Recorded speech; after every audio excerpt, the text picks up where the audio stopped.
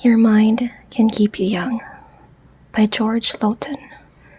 The fear of growing old can strike you at almost any age.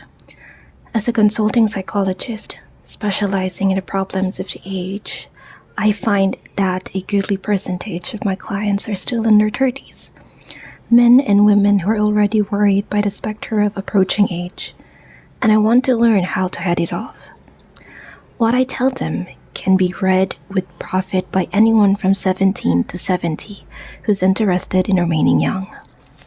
But before I give you my formula, perhaps we'd best define our terms. Age can be measured by the number of your birthdays. In the first place, biological time isn't at all the same thing as clock time. As the years pile up, biological time slows down. The older you are, the more slowly you age. Physically, you don't change as much from 30 to 40 as you did from 25 to 30. From 55 to 75 as from 40 to 55. Another reason why the calendar furnishes a false clue to age is that different parts of you grow old at different rates. Your eyes began to age at 10, your hearing about 20. By 30, your muscular strength, reaction time, and reproductive powers have all passed their peak. On the other hand, your mind is still young and growing at 50. Your brain doesn't reach the zenith until 10 years after that. And for 60 on, mental efficiency declines very slow to the age of 80. At 80, you can be as just productive mentally as you were at 30, and you should know a lot more. Older people frequently suffer some loss of memory, but creative imagination is ageless. What's more, with age we develop insight and perspective. Our judgment and reasoning powers improve. So thanks to a wealth of experience does a strategy in tackling tough problems. In short, we acquire wisdom. That's why the old doctor, the veteran lawyer, or the experienced craftsman can usually hold his own against younger and more vigorous rivals. Don't make the mistake on confusing emotional immaturity with true youthfulness. It takes a mature person to be really young. Men and women who refuse to grow up emotionally are usually the first ones to grow old.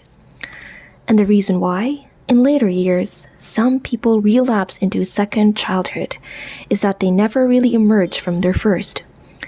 Masquerading as younger than you are is a sign that you've not grown emotionally. My formula for staying young is simple. Concentrate on the part of you that's still young and growing. Your brain. Keep your mind awake and you'll stay young all over. These are exciting times. Take an interest in the world and make a point of learning at least one new thing every day. Above all, don't settle down. Psychologists are accustomed to seeing two contrasting personality types develop in the middle 30s.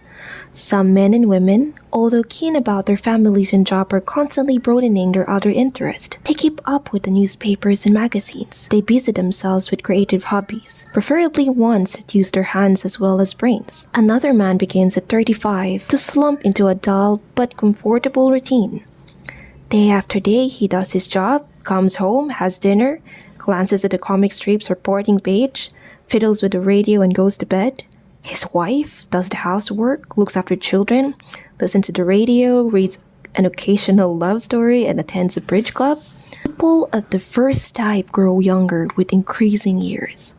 Men and women of the second group have already hit the skids. If they don't change, they'll be old at 45. Regardless of your age, it's not too late to make your life more interesting. I know a housewife who at 50, with no previous experiences, made herself into an outstanding industrial designer. I know a retired electrical engineer who has become a highly paid ceramic artist. One of my clients, a woman of 70, conducts a successful cooking school for brides. Get over the notion that you're ever too old to go back to school. I know a man who entered medical college at 70. He got his degree with honors and became an eminent physician. Another man went to a law school at 71 and is now an active lawyer. And a 91-year-old California woman went back to college for a refresher course in American history.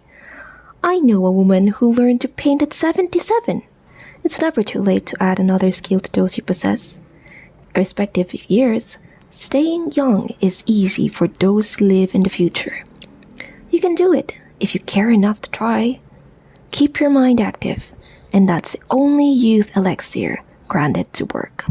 Condensed from the American Magazine.